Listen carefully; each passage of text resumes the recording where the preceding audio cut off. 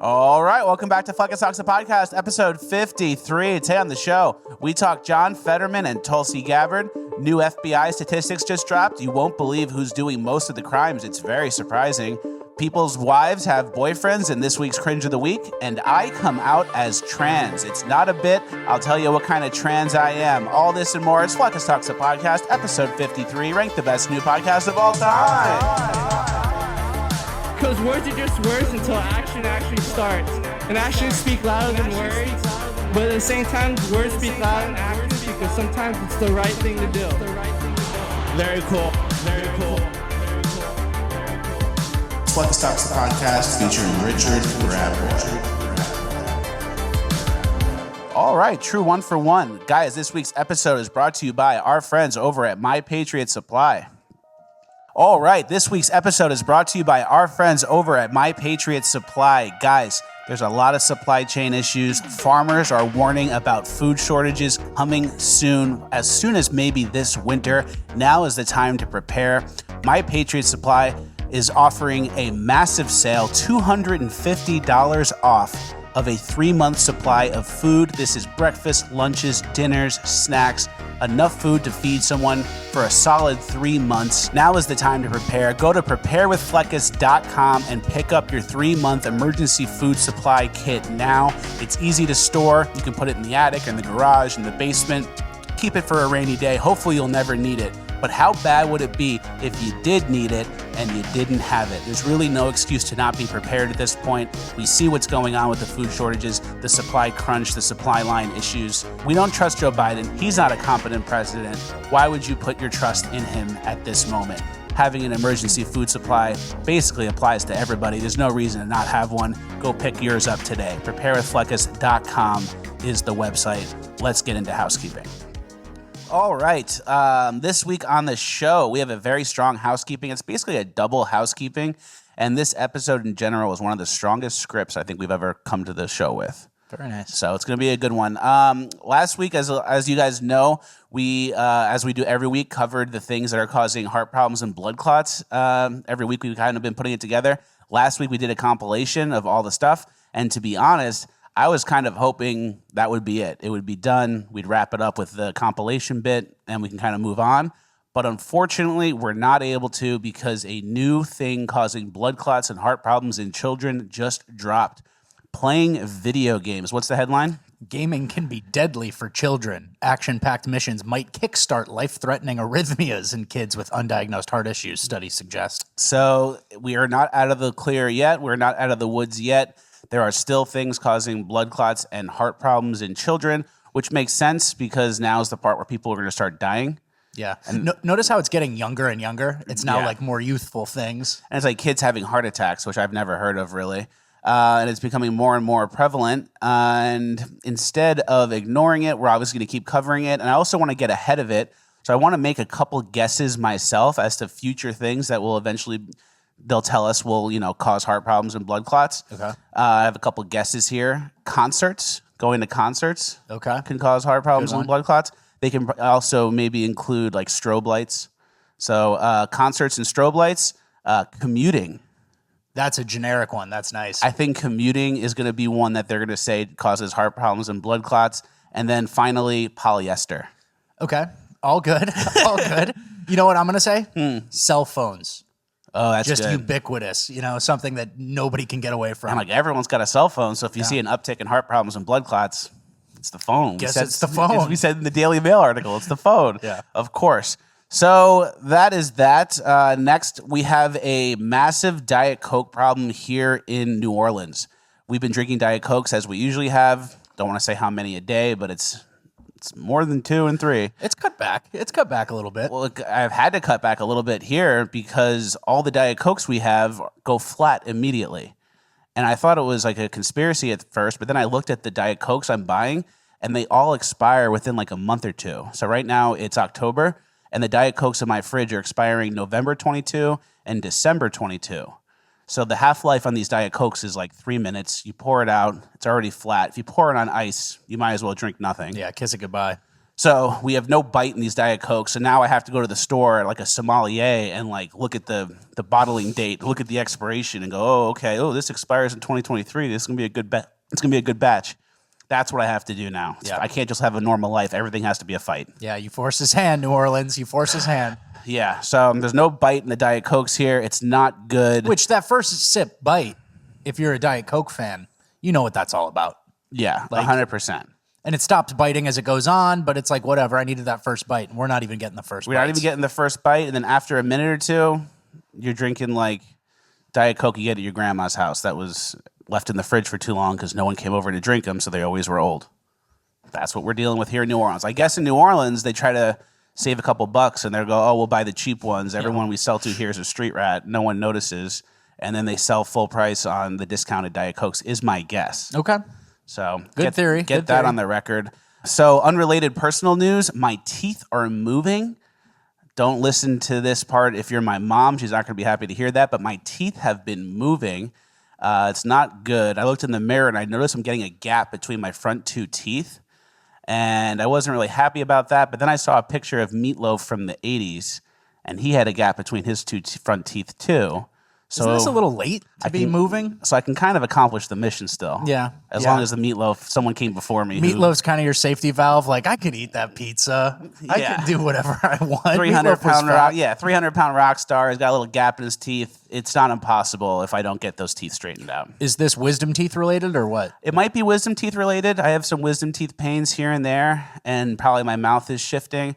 But I never got the wisdom teeth taken out, and I don't think you should, because when they come in, it's probably like widens your jaw, and then if you don't, you get them out. Like what? I get like a receding jaw, and I'm like Mr. Burns' mouth. Have them out.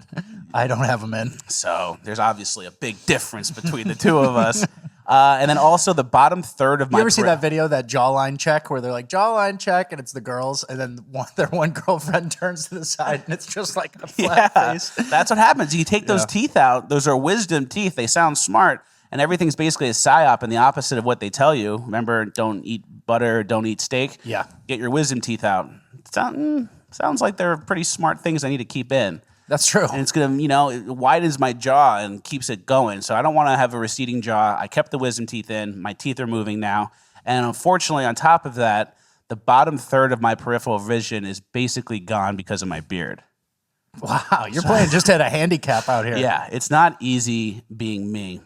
Moving on, Ukraine, Russia update. Things are picking up there. We typed in Zelensky's full name into a translator. I saw this on Twitter. And if you type in Zelensky, Volodymyr, whatever his name is, it translates to the evil one owns the world, Yeah. which is like the devil, which makes sense.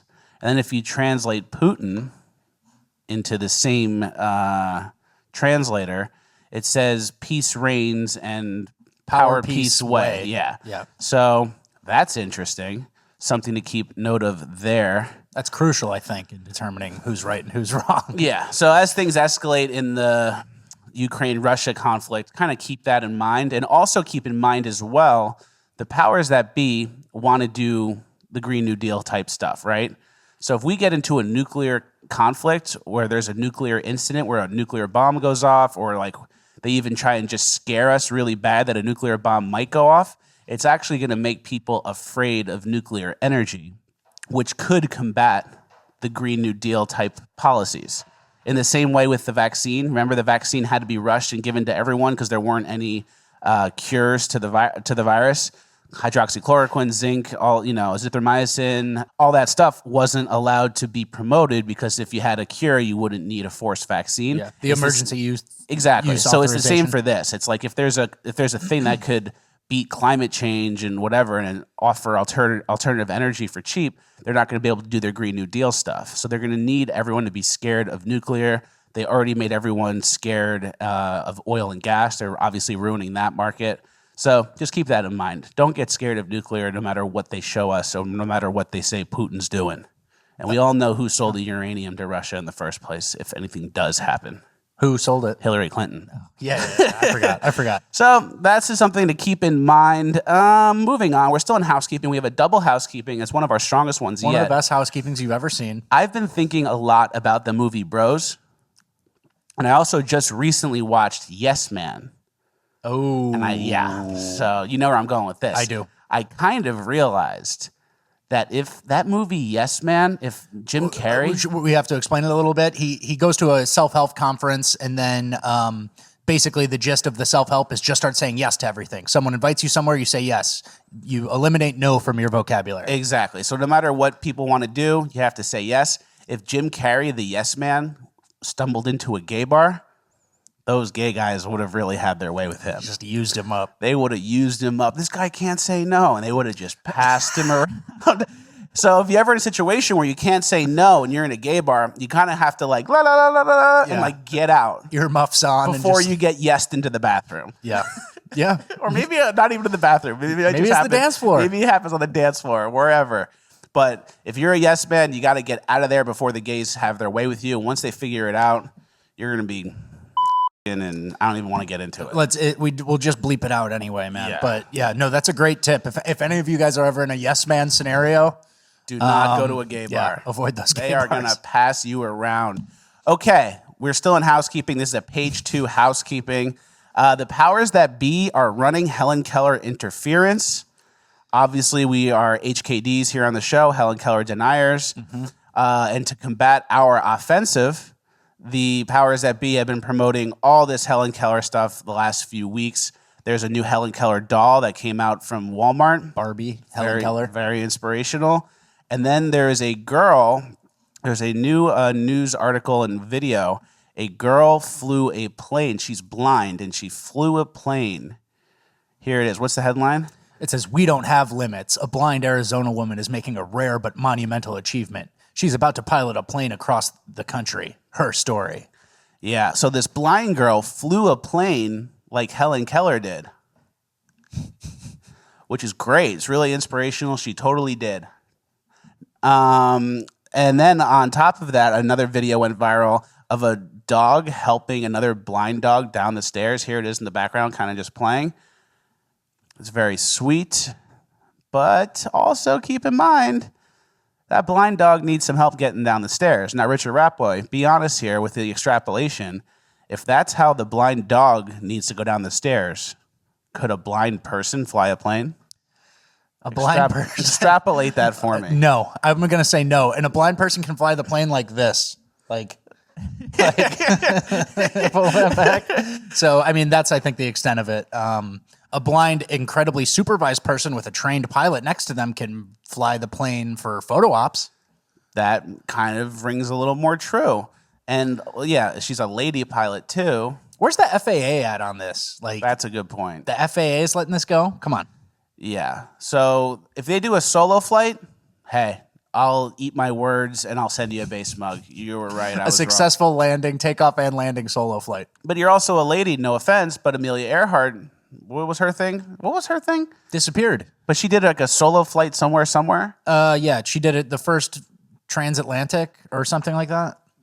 So Amelia I'm starting Earhart, to see some cracks in her story too. And it's like she gets promoted as doing like the first solo flight, but then she never came back. So wasn't that flight not even successful then? Doesn't that? I think there were multiple. Let's get our facts right before we slander Amelia. Yeah, but I'm looking to crack that arm. That might be next week's. Yeah. But if Amelia Earhart is promoted for being like some successful woman pilot, and then on her most memorable flight, she never came back, that don't sound right. Yeah. She's like lost on some island or something, right? So yeah, she should have been 50 for 50, perfect flight, then go, okay, first pilot, great job. She, on one of her major flights, disappeared and never came back. So that doesn't really make sense to me either. So this new lady, totally does it. She's a blind pilot. She's doing it. She had no problems. She really flew the plane. Wink, wink, in case she's watching. Listening. She's listening. It's like, yep, she flew it. Yeah. Definitely flew it. All right. Next, we have Halloween coming up. So I have a couple of things I found as my best Halloween costume ideas so far. The first one is Freddy, and it's Freddie Mercury and Freddy Krueger put together, and it's split right down the middle. Mm-hmm. That's a good costume. That's a great costume, but I don't expect that to be easily replicated by anyone. Oh yeah, that's hard. This guy has like a special effects girlfriend or something. Yeah, 100p. And then next is the old man who ate the paint. Can you read the top part? Yeah, the first one is, this is from like a popular meme, and it's like, so my grandpa ate half of a quart of paint today thinking it was yogurt. And it's a grandpa with all the paint around his mouth, clear signs. And then the other thing says, wig from Goodwill, green concealer smeared on mouth, $5, getting asked all night what I'm supposed to be, priceless. So it's a costume based on like a meme from Reddit. Perfect outfit, perfect costume, totally cool. And then last idea is a guy who's in like a hospital gown, and it just says, what? Sick of these hoes? Sick of these bitches, yeah. Sick of these bitches. And that's kind of like a meme template. Like you could put sick of anything on there. Yeah. So The sick of anything is the template. Mm-hmm. And then last, there was a cool thing I saw. A guy has some stupid loud car, but he put a pumpkin on his exhaust, and it looks like haunted and cool, like the Sleepy Hollow stuff. Nice. So if you have a loud, stupid car, there's a way to redeem yourself a little bit. Yeah. If you're one of those annoying people. Yeah, exactly. We're still in housekeeping. We have two more things to get to. Number 1 of 2, no one went to Dan Crenshaw's youth summit. Yeah, it was pretty poorly attended from everything I heard. Pretty poorly attended. Apparently they were expecting 2,000 people, and then I think less than 1,000 people came, and then they had to like remove a lot of the chairs from the building because there were so many empty chairs, and I kind of feel bad. Like this is like when a kid has a birthday party and then no one comes. Yeah. Like that would always make me feel sad and kind of like, breaks your heart a little bit.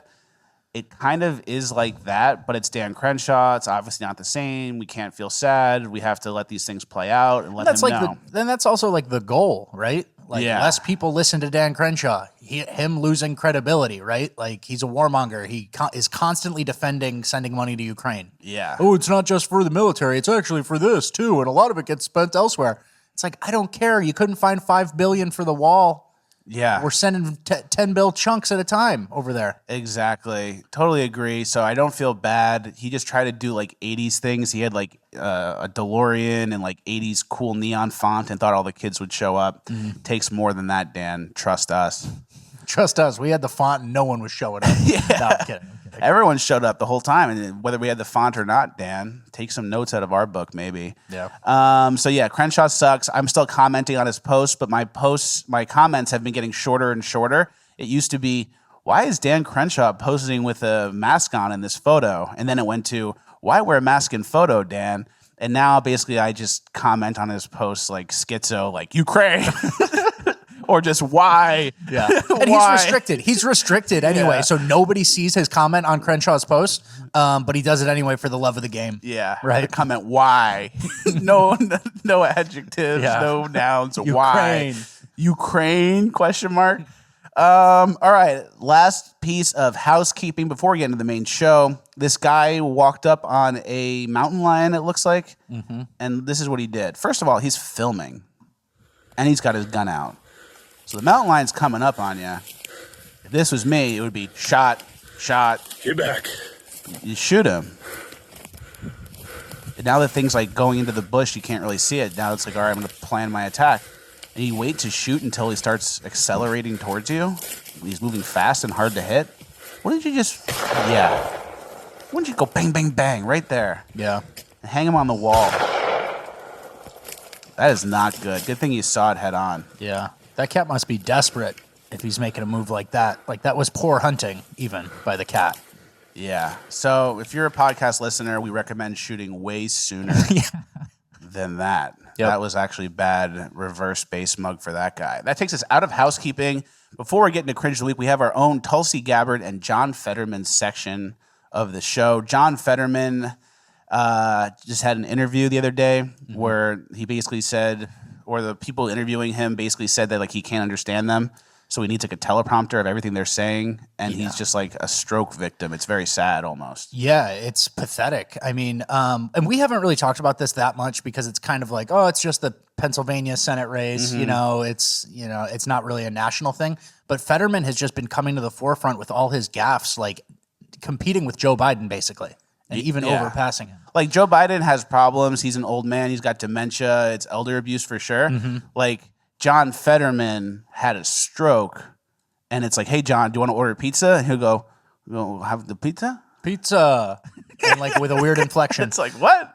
Yeah. Do you want to order a pizza? No. Ordering. And then this video that just came out, like the reporter basically had to kind of expose him because they were looking to do a Weekend at Bernie's like typical Democrat, like set up interview. But then the lady kind of had to explain it. His campaign required that he be allowed to use a transcription program on his computer during our interview. I always thought I was pretty empathetic, emphatic. I think I was very, empathetic. That's an example of the stroke, empathetic. I always thought I was very empathetic. So I guess his new angle is... But now after having that stroke, I really understand. Yeah, go ahead. We had a monitor set up so that he could read my questions because he still has lingering auditory processing issues as a result of the stroke, which means... So she's sitting in front of him. And she's asking questions, and he needs it written down in real time. And then he still can't read it and say anything. Yeah, and he's still answering poorly and being kind of a muppet. And his new angle now is because he's like disabled from the stroke.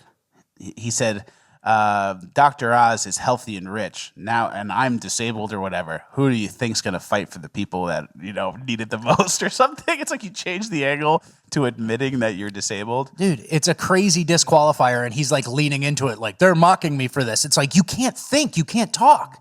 Like, we need a senator. And this guy came from like nowhere. He was the mayor of like a burned down town.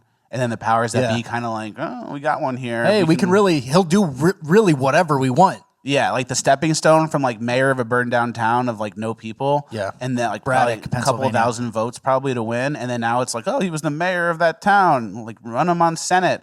And then he's just going to be a pure muppet for, the George Soros powers that be types. Yeah. And then he has that thing in the back of his neck, which I think is like a computer brain chip holder thing. Yeah.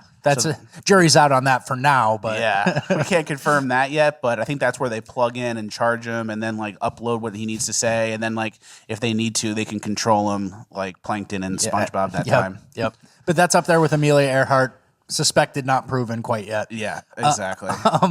And yeah, so he's had gaffes everywhere. He just called Joe Biden Joe Bin. Yeah. Do you have the clip of that one? Yeah. Joe Biden, Joe Bin. Joe Biden run again in 2024? I think that should be a decision made by Joe Bin. And that's who's Joe Bin? Should he make the decision? Is Joe Bin the guy running the show here? So this is a true Weekend at Bernie's situation where they're just trying to push him past the goal line while slandering Dr. Oz while they have literally like a defunct person. Like he cannot do it. He can't do it. If you need the questions read to you as you're being spoken to by someone, I think that might like just disqualify you 100%. to be a senator. There's 100 senators in America. And then he wears the outfit. Like before the show, I was going to say like I'm kind of in like a Fetterman outfit. I kind of wear Fetterman clothes. Yeah. Like basketball shorts and a hoodie. Yeah, but I'm not. Do. I know. He's making it bad for you. But I'm not running for Senate. Yeah. And if I was, I would wear normal outfits. Yeah. I would wear a nice Brooks Brothers tie. I would have a nice shirt. I know how to tie the tie well. I would wear a good belt. I wear nice pants. I know how to do it. I just don't. Yeah. He kind of ruins my style for me because he looks like a loser. And everyone paints him as a loser because he is a loser. And now it's like, oh yeah, he's an adult wearing a hoodie. He's a loser. I'm fucked. Yeah, he's taking you down with him. And he kind of wears it as like, oh, I'm a friend of the unions and the steel mills, and that's why I wear Carhartt hoodies and basketball shorts. And he's kind of like a super rich guy too. I think he's like a trust fund or something. Like his parents was like supported by his parents until he was like 40 something. I think he still is or whatever. Yes. So that's good. He's an absolute fake Muppet, literal Muppet. He has the brain chip thing in the back where they plug in. He's a real Mupp. Tulsi Gabbard, kind of a Muppet as well. She like had this video of like, I'm leaving the Democrat Party. A little late, Tulsi. It's 2022. A little late. Haven't you done this like 4 times already? That's what I thought. And my initial instinct was like, didn't you say, oh, I'm not a Democrat, I'm independent. Oh, I'm this. Oh, I'm that. Like she's kind of walked away like several times. It's like, okay, go. Yeah. Finish it. Finish the job. Yeah, exactly. I'm not a huge fan of Tulsi Gabbard. She's pro-choice. She thinks Joe Biden probably won the election fair and square. She endorsed Joe Biden as well? Exactly. That's what makes me the most mad is she endorsed Joe Biden in 2020 after dropping out of the race because she thought he was a better candidate than Trump. But like we had the same tea leaves. We read the same tea leaves. I looked at it and said, if Joe Biden becomes a president, this is going to be a disaster for the country and every level. Trump was doing a good job. She had the same tea leaves as me, couldn't admit that Trump was doing a good job, and then still endorsed Joe Biden. So it's like, how can I trust you if I'm like a fat idiot podcaster and I got it right, and then you're like some decorated military senator, congresswoman, whatever she was, with intelligence, with actual intel and inside Congress know-how. And then it's like you came to the conclusion that Joe Biden's best. I endorsed Joe Biden 2020. Yeah, I'll never trust you again after that. Or we at had least the same tea leaves. I got it right and you didn't. It's like, that's kind of embarrassing. And there's also something to be said for like someone who leaves the Democratic Party and who makes a big show of it. And it's like Tucker is going to have her on, had her on this week. And it's like, that's normal. That's fine. But for like us types, it's very suspicious. It's like a light clap, but like, all right. Yeah. Extremely suspicious, right? Yeah, welcome. We're not going to listen to you too much. Yeah. You can kind of hang out with Megyn Kelly in that lane and like talk to each other and have your podcast. Exactly. But we don't need much from Tulsi. And if she runs against Trump as a Republican, that's not going to do us any good either. You think she was gearing up for president again? I assume she is, yeah. Yeah, I'd have to assume so. And then also, it's like if she runs in a different state, like if she goes to Hawaii, then it's like a half Democrat, former Democrat, her running against a different Democrat. Then it's like, okay, so either way, 1.5 Democrats are going to win. Or you know what I mean? Yeah. Like, it's not she's like, basically a Democrat. Yeah.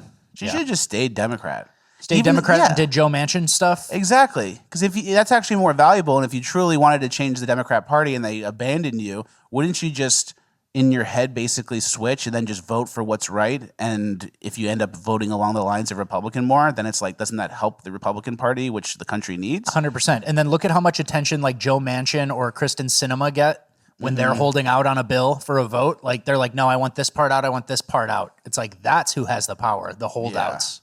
So I don't trust Tulsi Gabbard. She was a WEF person too, but she probably says, oh, I'm not anymore. They just used my picture. Yeah, same with Crenshaw. You and Dan. They should go on each other's podcast, those two. Yeah. I bet they will. I think they will. I guarantee they will. All right. So they'll call it like an across the aisle conversation with two people who are just like talking past each other. Yeah, pretending to be Republicans. So here's why we need to send the money. So those missiles that Ukraine has, they cost a lot. Yeah, the Ukraine needs our help because they need to defeat Russia with our support. It's like, you're going to get us into another war? Is that what the plan is? Is that what I'm hearing? Sounds like you're going to do that. Her and Dan Crenshaw can go hang out and be friends. All right, that takes us out of that section and into our Cringe of the Week. Cringe of the Week, our first clip of Cringe of the Week. This teacher is having a hard time explaining her polyamorous relationship to her students.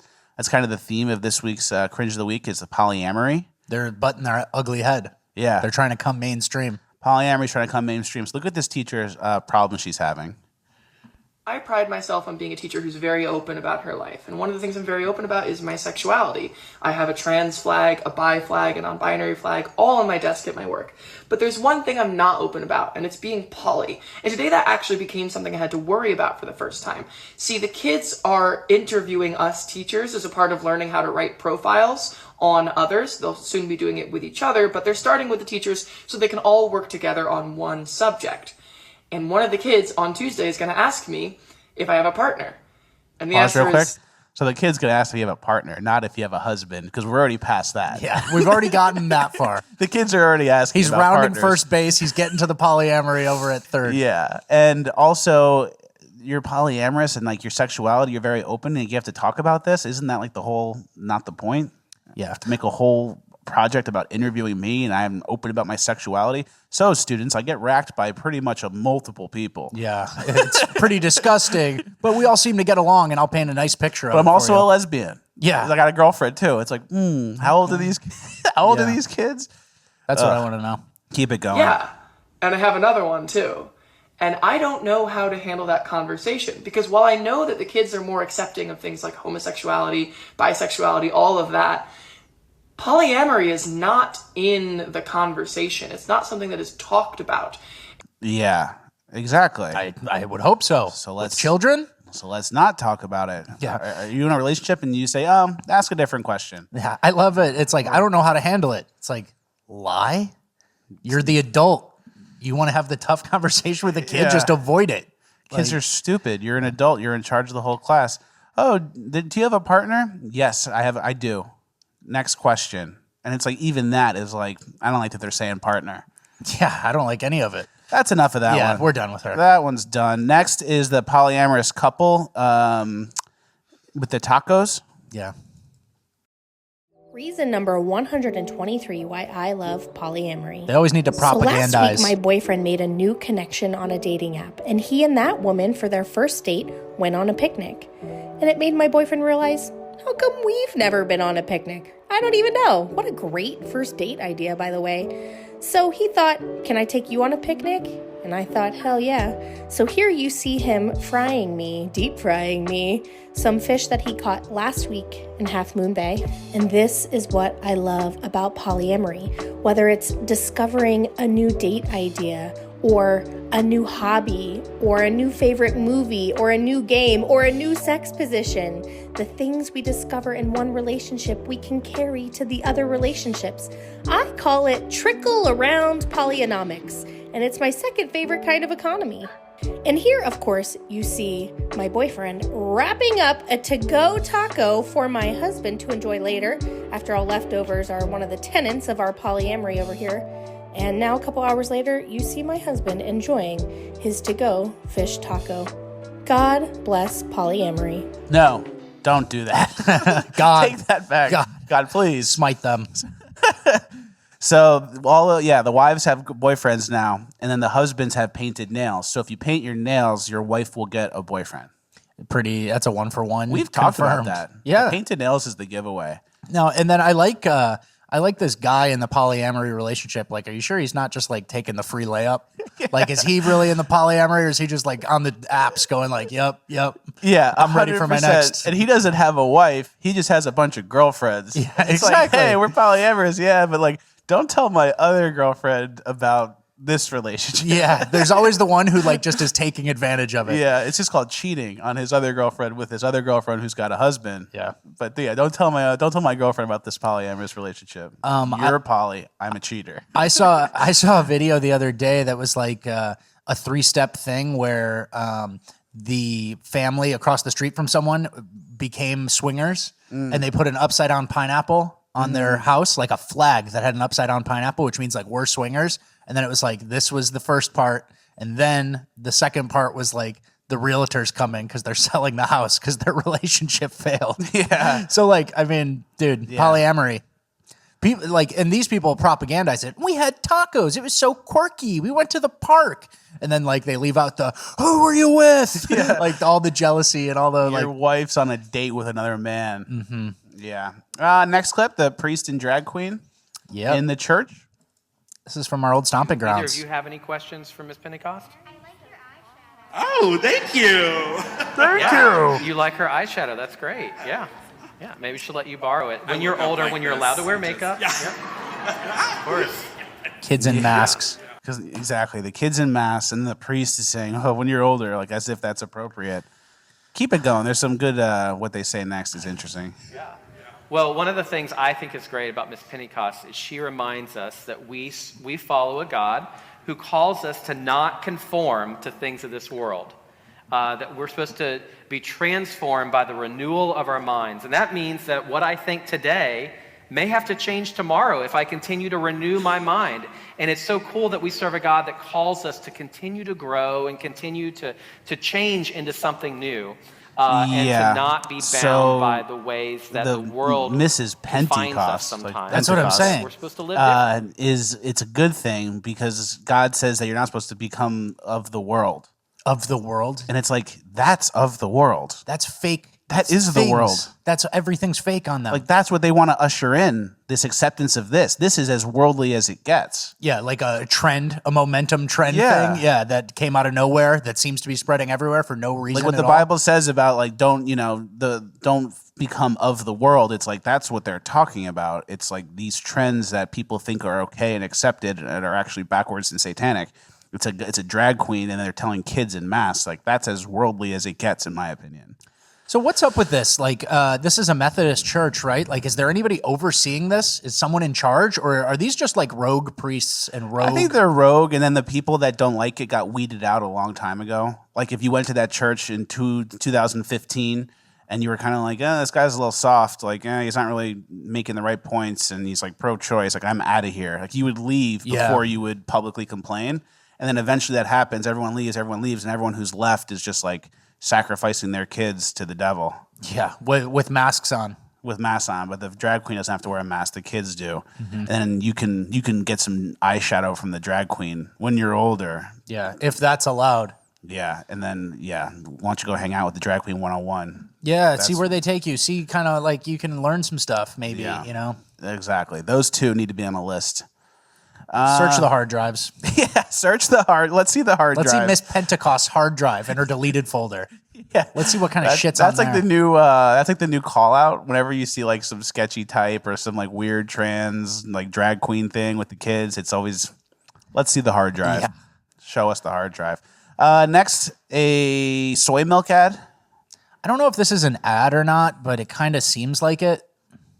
When I was a little boy, my mother would send me to school with a box of soy milk for lunch. And the other boys, they would laugh at me. They said I drank so much soy milk that one day I would turn into a girl. Imagine that. So, yeah, we were right. Yeah, I guess listen to your gut, listen to your instincts. Easy to see. We were absolutely right about the soy, and it did. But that person still needs to go to the draft if Donald Rumsfeld calls their number. If they get called up, if we find WMDs or maybe WMDs somewhere. In Putin, in the Kremlin. Send them off. Yeah, hey, thank God they don't have that excuse, and they already do have nuclear weapons. Yeah, thanks to Hillary. Which makes me think they're actually going to do it. Like, I think I don't want to get on the 10-year record plan and guess it, but I think there will be some sort of like nuclear incident that will escalate things. Maybe it's not a nuclear bomb. Maybe it's a nuclear reactor breaks and goes haywire. But they're just really going to try and do their best to discourage us from nuclear while they have us. Yeah, it's part of their. It's part of their. Like, they're in the market for that. Yeah, that's fair. Yeah. Next clip. Maybe this is just a headline. This nurse has been murdering babies. Yeah, and it's not abortion. It's worse. Yeah, it says born babies. Yeah, it says neonatal nurse accused of killing 7 babies, attempting to kill 10 more. And this was in England somewhere. Yeah, so I was going to say Joe Biden, typical Joe Biden voter, but they live in England. Yeah. But it basically is. Yeah, so that's scary. And this person was injecting the babies with insulin and then empty syringes air into the arteries that went to the heart and kills the baby. Which causes, heart attacks, blood clots, or whatever. But that is a real one. That's why people flick the tip of their needle. Yeah. If you see those guys on the bus stop in Seattle, they're flicking the tip of the needle. That's so they don't get air in their veins. God forbid. God forbid. But yeah, so we were talking about this off air a little bit, and like this shit is so scary. You get a psychopath who's in a position of power over patients, and we were talking, and I think there's a serial killer out there with like 600 bodies, like of this type, just from like unplugging people and sticking this into a saline bag and doing stuff like that. So I can totally see that. And then the other thing I will say, just for paranoid types like us, she got caught doing it. Like, she was caught like mid-injection or like preparing an injection or messing with something by a parent. So it's like, if you have like an unconscious or unresponsive patient in your family, like, you might just want to camp out a little bit, play a little defense against these psychos. I don't trust anybody. Yeah. I don't trust anyone medical anymore. That's what I'm saying. How can you? I'll never go to the doctor again. I haven't been to the doctor in 10 years for that reason. 8 years was pre-COVID, and he was like, justified. Yeah, I was right. All right, let's go to our next clip. The girl after testosterone, the 21-year-old girl after testosterone. Yeah. Got out of my haircut because my hair was driving me nuts. And I shaved it because I'm tired of watching my hair thin out, and it's less distressing if I shave it. So when I talk about being too far gone, I don't really know what else to call it. This is what I mean. This is how deep my voice is. It's gotten deeper over time, and it's settled. This is what I mean by hair loss. and it just keeps getting worse. It keeps thinning. He's receding backwards. You know, and I'm not exactly sure that's coming back. Those are the main things when I talk about being androgenized to a point of no return. I really don't see those being fixable. So that's when I talk about, you know, just kind of staying how I am, regardless of how I feel. That's why, just because I don't really see me personally being able to come back from what's happened so far. So, you know, that's this super is what sad. happens when you give a Yeah, woman so this testosterone person is a for 5 regret. years. This is like a regret thing, and it's tough scenario. Yeah. Hey, welcome to being a man. Life's hard. Nobody cares about you. Yeah, you it's go true. bald, and then even less people care about you. Yeah, that's super true, super sad. And there's a new thing now that if you oppose gender-affirming surgeries for children, they want the DOJ to investigate you. Yeah, it says medical groups ask DOJ to investigate critics of hospitals' gender surgeries on children. Yeah. It's like, yeah, DOJ, hey, Biden, can you run interference so we can keep butchering kids? Yeah, exactly. So if you don't want that to happen to your daughter, you're hateful and you're going to get in trouble now. Yeah. Knock, knock. It's the FBI. We heard you were heckling Vanderbilt a little much. Yeah. Yeah. Super sad. Second to last clip, non-binary, or this person's not non-binary enough. Yeah, that's what I have it labeled. She identifies as more non-binary. So as many of you know, I am non-binary, and like many AFAB non-binary folks or trans men or trans masc folks, I do not feel trans or non-binary enough. It's a very difficult thing to feel, and I think it's one of the big factors that made me not come out and be open about being non-binary for so long, and I think it's something that does hold back a lot of others from coming out as non-binary or trans and things like that, because we simply don't feel enough. It's painfully easy to compare ourselves to people who talk about being tomboys their whole childhood and knowing the whole time that they were trans or they were non-binary, and to the people who end up achieving this like perfect androgyny. And no one who's non-binary owes you androgyny, but as someone who is non-binary, there's so much internalized transphobia, and it's just so hard for me to extend that kindness to myself. That's enough.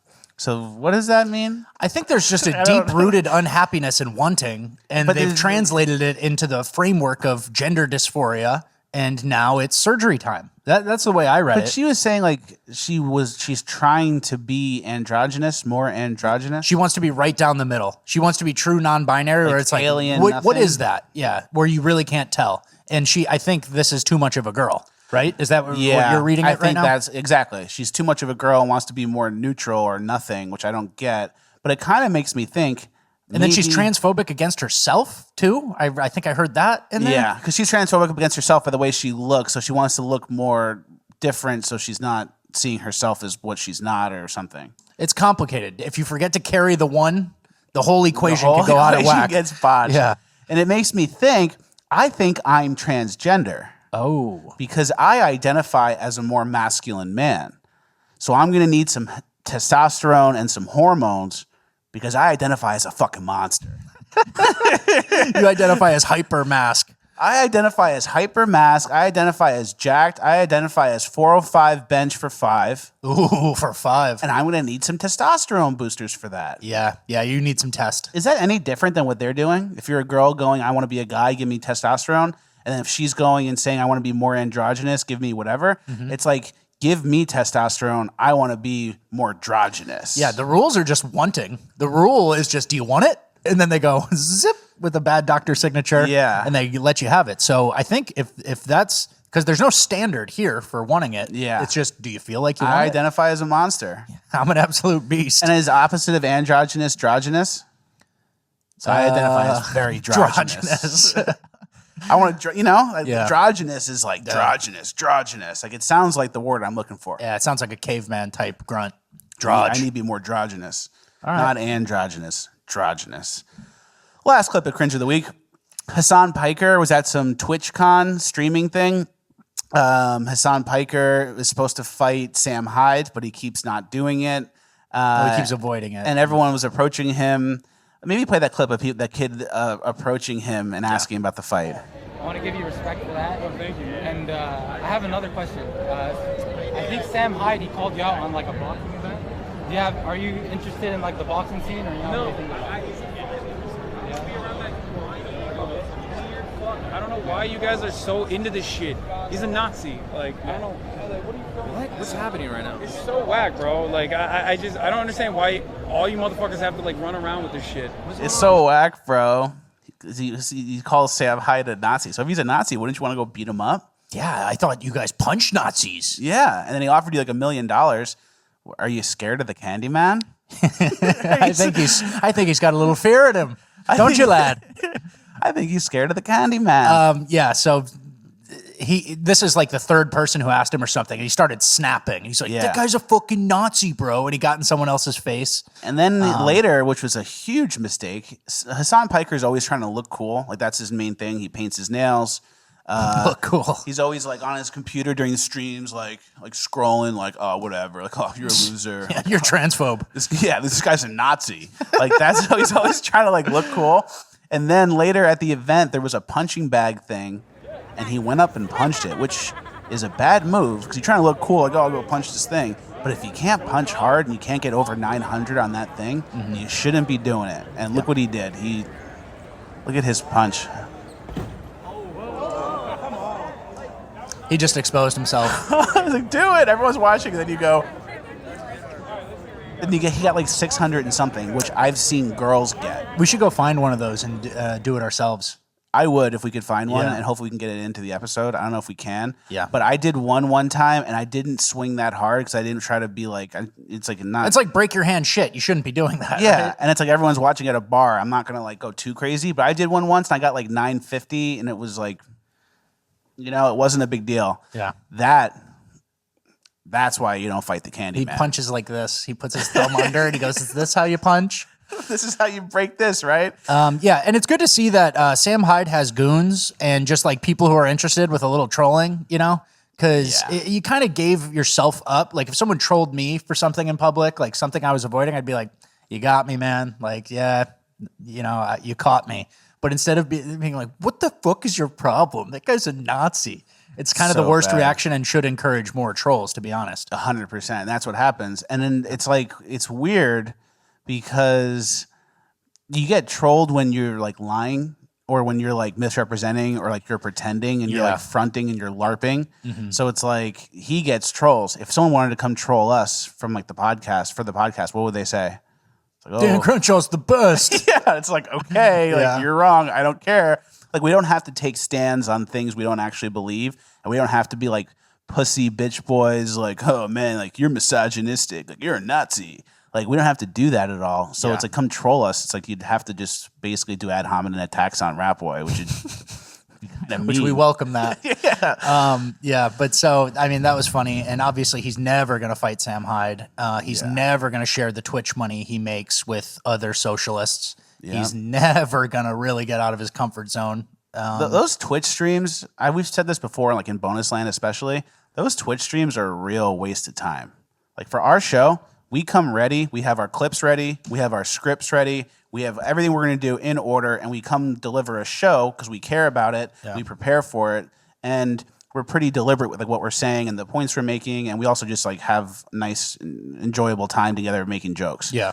His stream, it's like, oh, he streams for 5 hours a day. He just sits there on the computer and scrolls and then reads some like random chats and goes, oh, this chat, like you're a loser. Like, oh, this study says this instead of that you just asserted. Yeah. I'm going to go make a sandwich. And it's like nothing ever gets accomplished. Oh, let's look that up. And they like type things in. They don't actually do anything. Those streams are just an absolute waste of time. And it's for people with like low brain function. For people to put stuff in the background and then like do their whole day. This is something you actually, I don't know if you guys agree. I get a lot of comments that you do where you actually watch the show and you're actually engaged and you're watching. It's not one of those podcasts you just kind of like leave on and then I'll watch next week when it comes out. I didn't finish it. Who cares? Yeah. People actually enjoy our show. So Hassan sucks. He's not going to fight Sam Hyde. If you want to fight me, I know you probably don't want to, or I'm nobody. I don't get enough views or whatever. Fine. But if you wanted to, I would do it. Imagine he thinks like, I'm not going to fight Sam Hyde, but I'll fight Fleckus because he's like fat. You'd have to get it done in one round. I'm going to be honest with you. I have to get it done in the first 40 seconds. You see how tired Sam Hyde was in his fight? Yeah. He's like an in shape, like, and he like trained was for doing it. cardio. Yeah.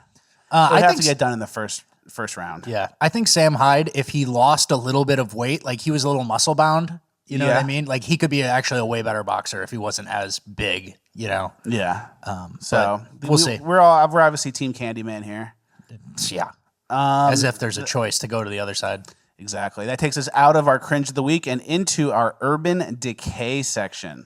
Our first clip of urban decay is another attack on the most innocent. Check this out. This guy's got a street meat cart. He's selling hot dogs. Street meat, it looks like, everything.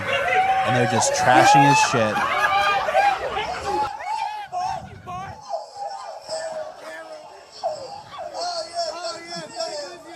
So absolute chaos ensues. They're ruining that guy's livelihood, ruining his business, throwing that food around so he can't make the money for the day. This hits close to home for me because I'm a big street meat guy, especially in New York. Whenever I go back to New York, I always order street meat. So if you guys want to support the show or support people like this that are having a hard time in the city, please go pick up some street meat, get some lamb over rice, no veggies, extra white, extra hot, and tag me. Do it for me. Man, that guy's just out on his own, and nobody's going to help him. And this pack of urban youths just comes up and ruins his whole night. So for nothing, laughing, filming, no fear of getting in trouble, right? Of course not, no. What happened to the fear of getting in trouble? Like, what happened to the fear of, like, a cop coming up and grabbing your neck? Yeah. You know? That's gone. Those days are done. And then New York used to be bad, like, years ago, like in the 70s and even in the 80s, I believe. And then they had, what's his name? The guy with the beret? Curtis Sliwa. Curtis Sliwa, and then what was their thing Hell's called? Angels, Guardian Angels. Guardian Angels, yes. And they would wear the red jackets, and they would ride the subway, and they would like protect people because like the cops weren't doing enough, and there was so much crime. Now we couldn't even have Curtis Sliwa types because they would get them in trouble. Yeah. So it's not even like it's back in the 70s where we can kind of like take things into our own hands and protect our own communities because they'll go after those people. The FBI raids, you know, the pro-life people now. You can't have any Curtis Sliwas. So I think it's going to get really ugly in New York City and cities in general. Yep. Next is a supermarket fight. These next three fights we can kind of just play in the background. Here's a supermarket fight. The Walmart. Absolute chaos. Everyone's fighting everyone. What could be said where you'd have 5 people fighting 5 people, you know? I have no idea. Maybe there would... Walmart employee in the back just filming it. Yeah. So really no one's in charge ever. Some people are trying to break it up. Other people are escalating the fight. And the fight just keeps happening. There's just different pockets of it. Yep. This another day. There's nobody here wants to walk away, you know? Yeah. Absolutely. And this next fight is in Plano, Texas, in Hooters. Yeah, and what I'm hearing is this was over a chocolate bar. Chocolate bar, $2. So it's over a chocolate bar. You're stomping people out. You have no shirt on. You're fighting. You're throwing like death blows, punches that could lead to someone dying. Hooters waitress is right in the middle. It's all over a chocolate bar. And this is in Plano, Texas. Yep. Texas. Look at this posturing from these guys. These kids are animals. Yeah. They're shirtless. Yeah, they're barking. They're like slapping the wall doing this. It's like there's a kid there. They're all fighting together and they're all shirtless. It's over a fucking chocolate bar. And this kid at the end comes. And then no one gets in trouble. And then destruction of property, and they're looking to identify them. What do you think about this? The picture, the white people running in, and just the shirtless black kids chasing them like crazy. Yeah. I think we might have a problem with black on white violence in America. It does seem that way. And then the new FBI statistics came out recently, and everyone always does the original statistics, which are like 13% of the population is committing 50% of the violent crimes or whatever. Yeah. And the statistics came out, and they're actually way worse. Yeah. And Richard Rappway made this meme over here about it. No one wants to get their hands dirty. Fine. I'll do it. So that's Richard Rappway fighting alone out there. Yeah. No one wants to get their hands dirty. Richard Rappway will get his hands dirty. Well, I see so many of these videos all the time. And actually, let's show the school one, the schoolgirl one.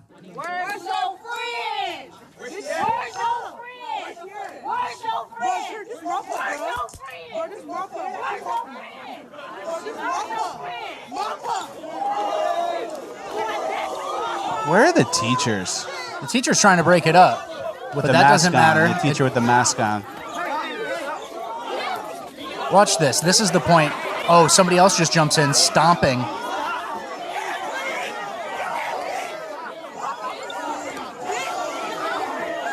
So this type of behavior is fine. I haven't seen anyone really cover this. Maybe Tucker Carlson might, but no one talks about this. The groups of black people attacking white people. I feel like I see those videos every single week.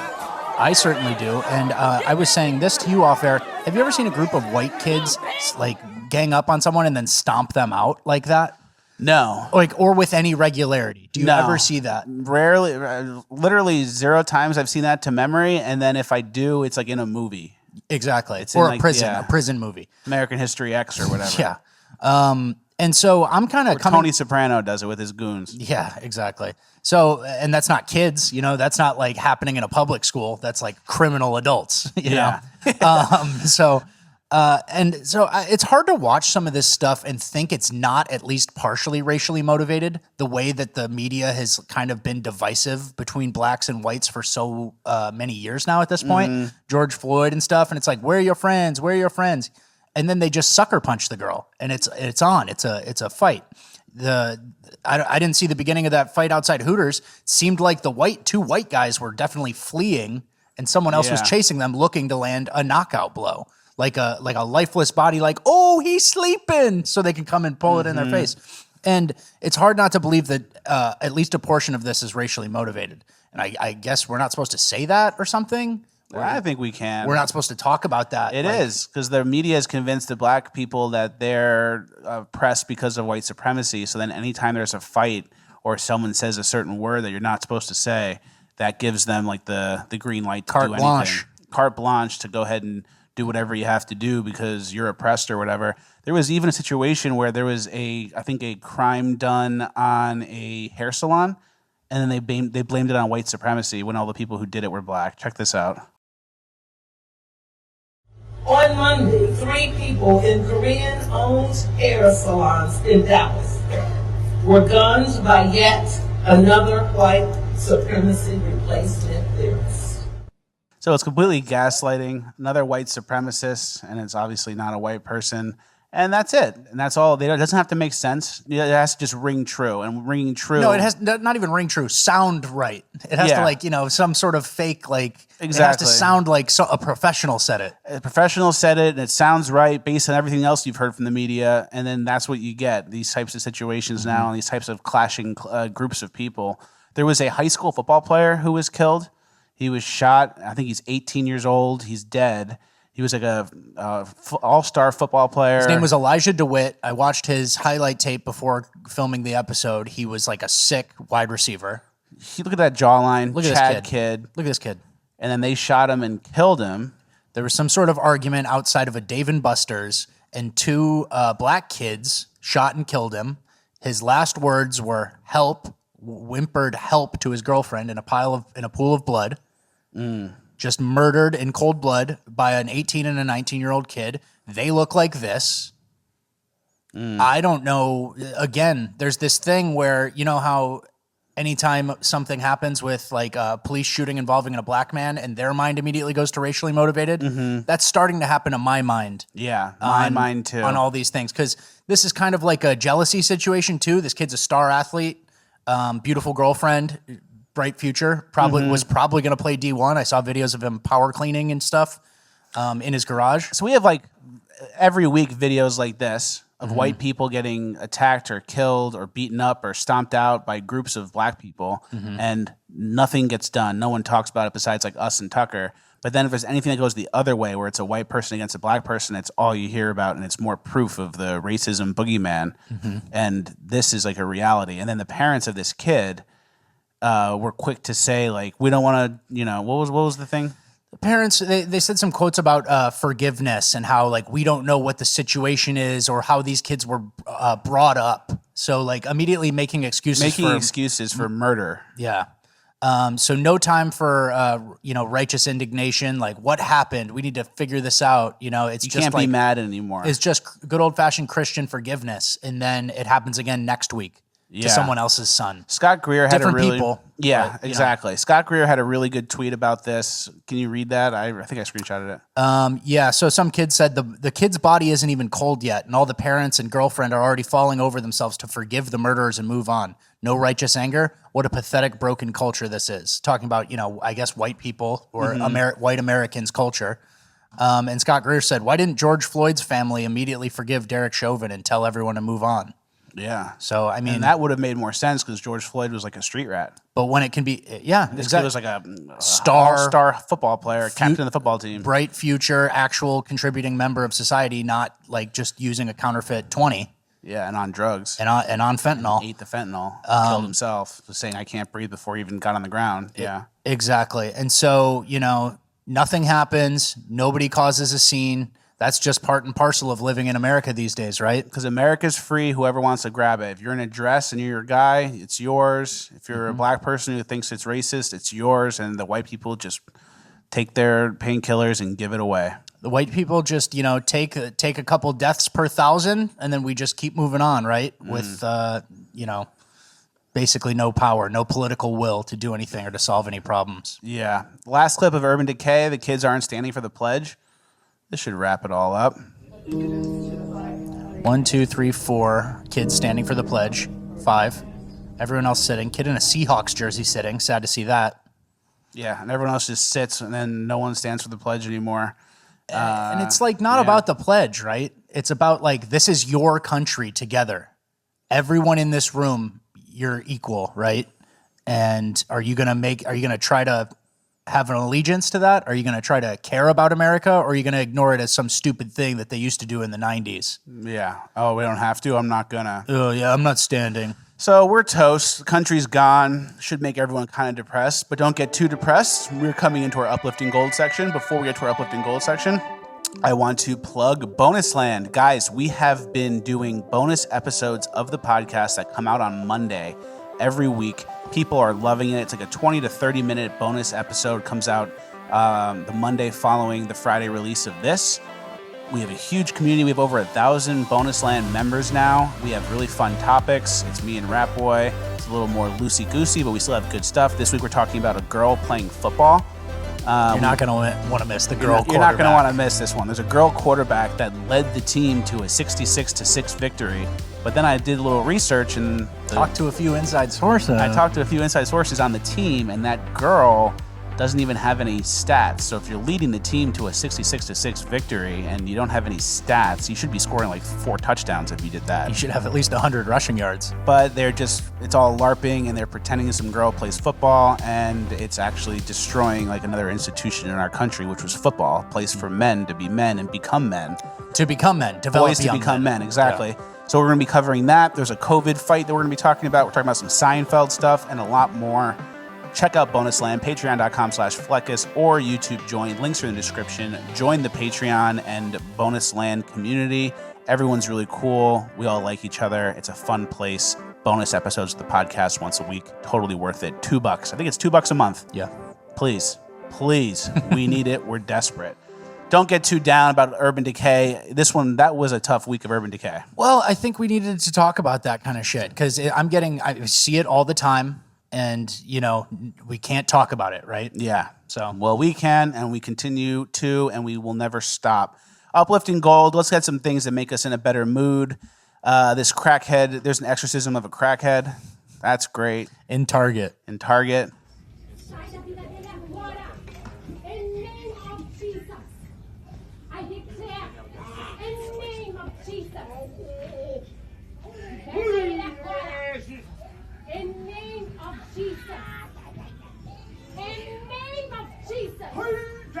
Pelo sangue de Jesus, sai agora! Sai, liberta ele agora! This lady's just doing a full exorcism in Target. This like Hispanic woman, I don't know, she's maybe like Mexican or something. Nice Catholic lady in the name of Jesus. Sai! Sai, em nome de Jesus! And it's working. She's really responding to it. Yeah. Demons trying to come out. So, which is great. That's exactly what that guy needed. Yeah. So, love to see that. That's what we need to see more of. Mm-hmm. public exorcisms. Public exorcisms in Target, just while you're shopping. Yeah. And if you ever have any issues with people, or if you have some street rat giving you a problem, or someone doing something bad, just start exorcising them in public. And I think you maybe might solve that. Next, the Muslims in Michigan shut down a school board meeting over an LGBT book. Look at this. Look at this reaction. Yeah, so hundreds of Muslim protesters shut down Michigan school board meeting over sexually explicit LGBTQ books. This was in Dearborn, Michigan, which the Muslims kind of just took over. Mm-hmm. Remember when we were talking about who can just take over places? Mm-hmm. Look no further than Somalis in Minnesota and Minneapolis, and then Muslim parents in Dearborn, Michigan. So the country's ripe for the taking, and here's what you can do if you take it. Fat Dana White. So, yeah, Fat Dana White's there. So they're going hard, and they're shutting down the school board. The school had inappropriate sexually explicit content in some of the books, and the Muslims did not like that. Mm-hmm. I think after 9/11, a lot of Americans were convinced that Muslims were not our friends, and they're against us. And I think that was a mistake, because they actually do care about family units and their children, as you can see here. So that's an ally of ours. We were convinced to not like these people. I don't feel that way. I am pro-Muslim. If this is what they're going to do, they're actually taking stands. I am not anti-Muslim. Assalamu alaikum. Yeah, How does I it go? can't get them. Assalamu alaikum. Assalamu alaikum. Assalamu Hey, that's what they're doing. Yeah. Because I think the plan was to make everyone anti-Muslim, like in the 2000s. So when they eventually ushered in this trans kid pedo state, we would have like one less ally if we teamed up with these people to oppose it. So they kind of divide and conquered us, because we would have been allies with the Muslims against the pedo trans gay kid agenda. Mm-hmm. And now that they've divided us ahead of time, it's kind of just us in different pockets, but with the same enemy. So I think that's why they did it. Yeah, for sure. I get what you're saying. I also don't think Muslims should be taking over cities in America like Dearborn, Michigan. Yeah. I think they should be somewhere in the Middle East, wherever the initial lineage of refugees came from, because obviously they were imported. This wasn't like a natural phenomenon. This isn't like a white kid, an Irish white kid who got converted to to Islam. So, I agree with you to an extent, but I also getting a little xenophobic here, but they should go where they're meant to be. I agree with you too, and I change my view. So in the short term... both can be true, right? In the short term, they're our ally against the trans pedo agenda. In the long term, everyone should kind of take care of their own culture and community and country, and there should be, we shouldn't have situations where an entire state or city is all one thing like that, especially if they're all imported in the last few years. They were. It's not like a natural thing where the Italians go to Little Italy and then little Japantown and Chinatown. This is a little different. Yeah. But, yeah. It's definitely over the last 20 years in Dearborn gone up. And then that's obviously one of the big problems with America is chain migration, like with Somalians in Minnesota. We've seen it before. Like one person gets in and then they've got 14 uncles and aunts and they start petitioning. Bring them in, bring them in, bring them in. Yep. That's very true. Next clip, a liberal goes to a Trump rally to try to make friends. I'm a liberal, and I'm trying to make friends at a Trump rally to see if there's more common ground than I thought. You want to be friends? Of course. Question, who do you think is more friendly, Trump supporters or Biden supporters? Trump supporters. Because they love family and they love God. Came from Canada just to see President Trump. Are you Canadian? I'm from Mexico, but I'm living in Canada since 2005. Have you heard some of the quotes that he said about Mexico? They're bringing drugs. They're bringing crime. Does that make you feel anyway? Not at all. I'm Mexican, and I'm living the border. And I think what he said about Mexico in 2016, I think it's true. I think it's true. And if you're that liberal white guy, it's like, no, you're not supposed to say that. Yeah. But yeah, it is 100% true. If you live on the border, you know what goes on. What Trump said was not inappropriate at all. Do you think nothing comes across the border? Like they make whole movies about the southern border and like the cartels and the power. Like you think that came from nowhere. You're nuts. Yeah, exactly. Next clip, kid doesn't care about the new sister. This is truly uplifting. This is uplifting stuff. But this is your sister. I don't care. I don't care. This is your new sister. I don't care. And that's what it's all about. Nice little family. That's why you don't kill yourself with painkillers. That's why you don't just listen to the voices in your head and slip away into the painkiller bliss. To the warm couch, never wake up. Next, the candy gun bomb. Yeah, candy cannon. It's a candy cannon, which immediately turns into... Candy cannon turns into candy hail. Yeah, that's gotta hurt. And so the little kids are hurt. Little kids They're got crying wrecked. now. But there's candy everywhere, which is uplifting. Next, there's a guy, Mr. Doodle. This is Mr. Doodle. He likes to doodle. And then one of it, he's kind of like... This is kind of like a Keith Haring type style. Like a schizo. Yeah, Keith Haring. Very schizo. Schizo season's upon us. He's a schizo season guy. He basically doodles his whole house. He did a video where he doodles his entire house over years. He found a wife from it. So basically he doodles, then he found a wife who likes it. And that's kind of like a nice schizo spiral. You find something you like, you do it, you show everyone. You pursue it relentlessly, right? Exactly. You relentlessly pursue it. And then a woman will see that and they'll go, ooh, I like this guy's drive. I like this guy's vision. I like where he's headed. I'm going to team up with him. And then you get a wife and then you doodle in the house. She likes the doodles. This guy is the upside. This is uplifting gold. This is what schizo season can bring you if you're a somewhat normal schizo guy. It's a schizo dub. It's a win for him. What's the quote? Every schizo needs their... Yeah, I don't know. Every big schizo needs their little something. Yeah. I can't remember, but it was with Blair White and Alex Jones in that picture. Every big schizo needs their little something. Yeah, that's so funny. Every big schizo needs his little kitten. Yeah. It's Alex Jones and Blair White. Yeah. So that's basically it. Last piece of uplifting gold. Let's bring it all back, full circle. Let's go back to nature. A pepper plant growing 150 days, time lapsed into like 30 seconds. Mm-hmm. Check this out. This is a pepper plant. One seed gets put in the dirt. And a time lapse, but from one seed of that little plant grows an entire pepper plant in 150 days. And then in that is multiple peppers with thousands of seeds.